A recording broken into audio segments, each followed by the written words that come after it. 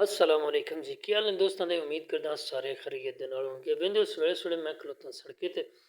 मैं कि check shake करी अजकल पता है हालात बड़े खराब होए ने कवानीन दे वाले दे नाल ट्रैफिक कवानीन दे नाल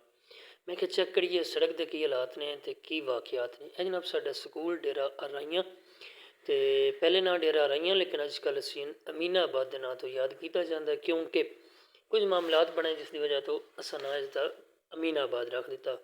लेकिन अमीनाबाद चूंकि कागज़ां दे विच नहीं है इस वास्ते कागज़ां दे विच डेरा अराइयां बहरहाल अज ना वेखो होए ना तो कोई हेलमेट नहीं सी पाया खैर सुबह सुबह का टाइम है हम वेखने दिहाड़ी की बनता है हुण ठंड भी बड़ी है तो हुण दो इजाजत है दिहाड़ी इंशाल्लाह फिर तुहानूं मिलने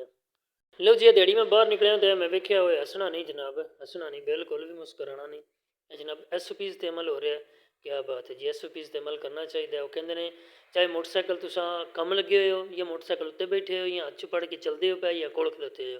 हेलमेट जो है वो बड़ा ही ज़रूरी है क्योंकि कुछ भी वाकयात मामलात पेश आ सकते हैं लिहाजा चाहे तुम कम लगे हो या जो भी हेलमेट ज़रूरी है लो जी ये नवीं जनाब सेंस चेक कर लो माशाल्लाह क्या बात है जनाब अमीनाबाद दे विच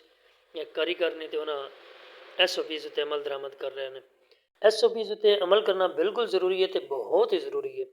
क्योंकि जे तुसी माड़े हो तो फिर तुहाडे वास्ते कवानीन है जे तुसी तगड़े हो तो तुहाडे वास्ते कोई कवानीन नहीं खैर सड़क चेक करो जनाब सुनसान है लो जी मोटरसाइकिल वाले जा रहे हैं माशाल्लाह उन्हें हेलमेट पाया सी इन्हें साडे नाल बैठे ने दर्जी भाई है नाल वाली दुकान दे विच जिथे बर्गर वाला पिया है ढाबा तो मेरा दिल उधर भी चलिए तो उन्होंने भी ज़रा चेक करिए वो की SOPs उत्ते अमल कर रहे हैं या नहीं कर रहे आओ जी उधर हाय हाय माशाल्लाह क्या बात है हसना बिल्कुल मन है बिल्कुल ममनू है ए भाई का भी यही कहना कि SOPs उत्ते अमल करना जरूरी है बस सड़क के करीब बैठे हैं 100 बारी लगते हैं वड़द मामलात खराब ना हो जान एवं 2000 का चलान कराने नालों बेहतर है कि असी हेलमेट पा के अपना काम करिए माशाल्लाह बड़ी अच्छी है ना जनाब काम किया पैसे देने नालों वह काम चंगे हुण तुसीं भी SOPs ते अमल दरामद करो तो वीडियो लाइक शेयर ते कमेंट करो तो चैनल ਨੂੰ करो सबसक्राइब ਹੁਣ मेरा दिल सन दो इजाज़त इंशाल्लाह फिर मिलेंगे नवी वीडियो के नाल अल्लाह हाफिज़ अल्लाह निगहबान।